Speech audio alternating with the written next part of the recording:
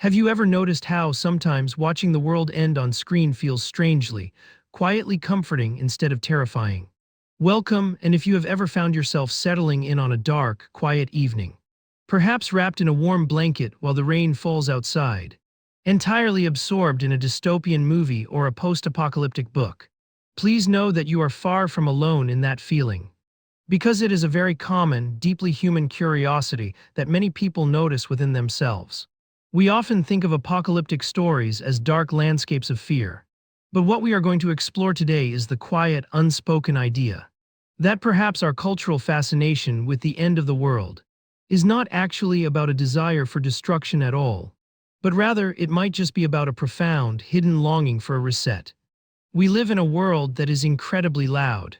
endlessly complex, and constantly demanding our unwavering attention, where the daily pressures are often completely invisible but feel incredibly heavy to carry, such as the endless, repeating loop of answering emails, paying monthly bills, maintaining social appearances, managing digital subscriptions, and navigating the sheer dizzying amount of choices we are forced to make every single day. Many people notice that the modern landscape can often feel like a sprawling labyrinth with no clear exit, an endless treadmill of obligations that never truly slow down. And when we are deeply exhausted by the relentless, buzzing hum of everyday life, our minds sometimes wander toward extreme, fictional scenarios, not because we want harm to come to anyone,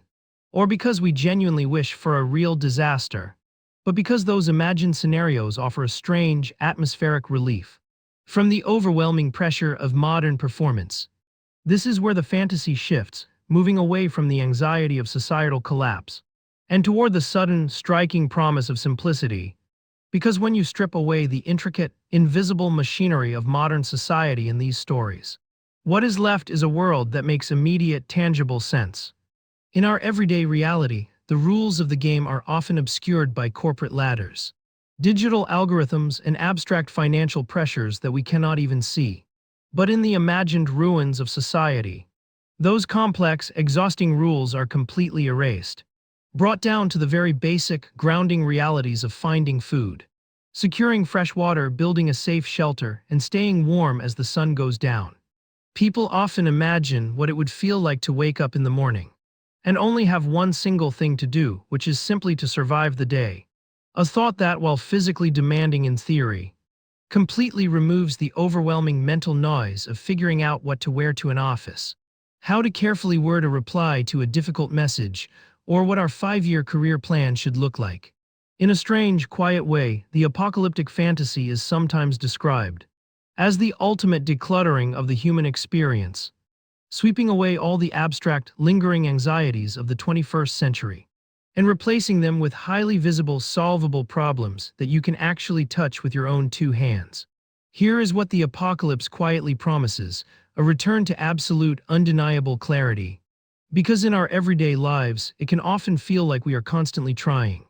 to measure our worth against shifting, invisible metrics, endlessly comparing ourselves to beautifully curated lives on glowing screens. But in the imagined, overgrown ruins of a fallen society, those superficial metrics completely evaporate into the wind. You no longer have to worry about whether your car is new enough, whether your job title sounds impressive at dinner parties, or whether you are falling behind your peers. Because the stakes become immediately clear and deeply meaningful,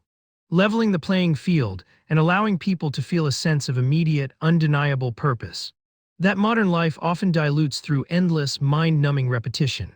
Some feel drawn to the idea that, in a world stripped entirely of its artificial noise and digital expectations, we might finally get to see what we are truly made of, trading the low-grade, chronic buzzing stress of modern existence for an acute, immediate challenge that requires us to be fully present in the moment, engaging with the physical world instead of a digital interface. It is easy to see why, during periods of personal burnout,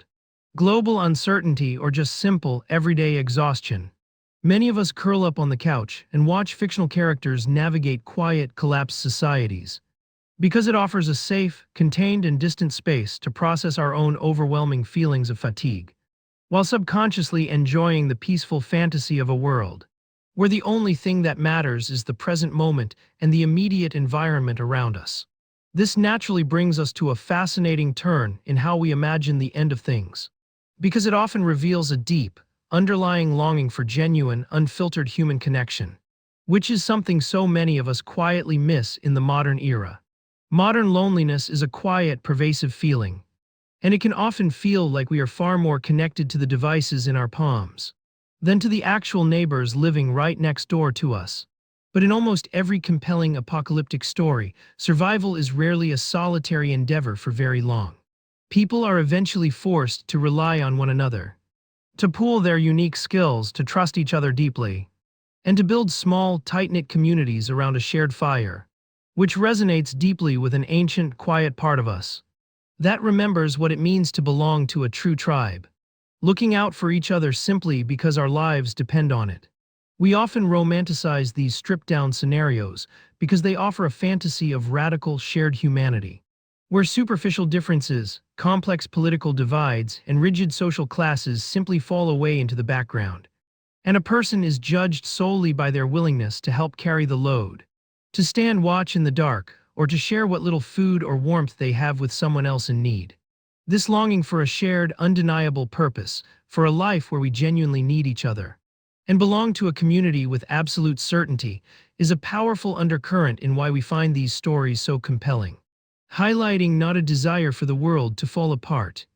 but a very poignant, tender desire for our fractured relationships to come back together in a meaningful, authentic way. As we continue to drift through these imagined landscapes, many people also notice a deep appreciation for the aesthetic of the apocalypse, the quiet, eerie, and strangely beautiful vision of nature, slowly reclaiming the concrete and steel of our modern achievements. There is a profound, atmospheric calm in visualizing green ivy crawling up the sides of forgotten, glass skyscrapers, paved roads breaking apart to reveal the rich, dark earth beneath, and a profound, sweeping silence replacing the endless, deafening roar of traffic, airplanes, and industry, creating a serene, almost meditative environment where the earth simply gets to breathe again. It can feel like a visual representation of letting go, of realizing that all of our monumental, exhausting efforts to control the world, to pave over it and to dominate it are ultimately temporary, and that nature will always quietly, patiently endure, which provides a strange, grounding comfort to a mind that is exhausted by the demands of perpetual economic growth and endless daily productivity. This is where the fantasy shifts once again, asking us to consider that being drawn to these overgrown, silent worlds is really just a reflection of our own deep desire to slow down, to step off the moving walkway of modern progress, and to simply exist in a space where time is measured by the rising and setting of the sun, the changing of the seasons and the falling of the rain, rather than by buzzing alarms, urgent deadlines, and the constant ticking of a clock. When we gently peel back all these layers of fascination, we begin to clearly see the true shape of the underlying emotion, and it becomes abundantly clear that being drawn to apocalyptic themes does not mean someone secretly wants chaos, suffering, or disaster to befall the world. Instead, it acts as a gentle, revealing mirror, reflecting our collective exhaustion, our societal burnout, and our quiet, persistent craving for a life that feels more grounded in the physical, tangible world, where we might spend our quiet days tending a small garden, fixing a leaking roof, or sitting peacefully around a fire with the people we love most, rather than staring at blue light for hours on end, feeling disconnected from the earth and from ourselves. It is sometimes described as a form of harmless, emotional escapism that does not just take us away to another world, but rather takes us back to the very roots of our own humanity, offering a vast, sweeping blank canvas where the mistakes of the past are simply wiped clean, and society gets a profound, beautiful chance to try again, perhaps doing it slower, kinder, and better the second time around. When we look at it through this gentle, curious lens, the appeal of the end times is actually deeply rooted in a sense of hope, in the quiet, persistent, and beautiful belief that even if everything we currently know and rely on were to suddenly vanish, we would still find a way to endure, to adapt, to take care of one another, and to find meaning and beauty in the quiet aftermath of it all. So the next time you find yourself entirely absorbed in a story about the end of the world, or catching yourself daydreaming while looking out a window about a quiet, empty planet, where the only sounds are the whistling wind, the rustling leaves, and the distant rush of a river. There is absolutely no need to worry that you are being overly cynical, pessimistic, or dark. You are likely just experiencing a very normal, very human response to a world that simply asks far too much of us. Using the grand, sweeping, cinematic scale of the apocalypse to safely process your own everyday need for rest, for clarity, for connection, and for a simpler, more deliberate way of being.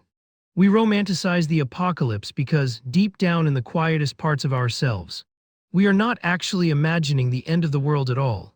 We are simply imagining the end of the world exactly as we currently know it. The end of the rush, the end of the noise, the end of the endless performance, and the end of the overwhelming complexity that weighs so heavily on our shoulders. We are looking out at the fictional ruins and seeing a strong, solid foundation, realizing with a sense of quiet comfort that sometimes imagining the is really just a safe, peaceful way of acknowledging that we are deeply tired, and that we are quietly longing for a true, meaningful, and beautiful beginning.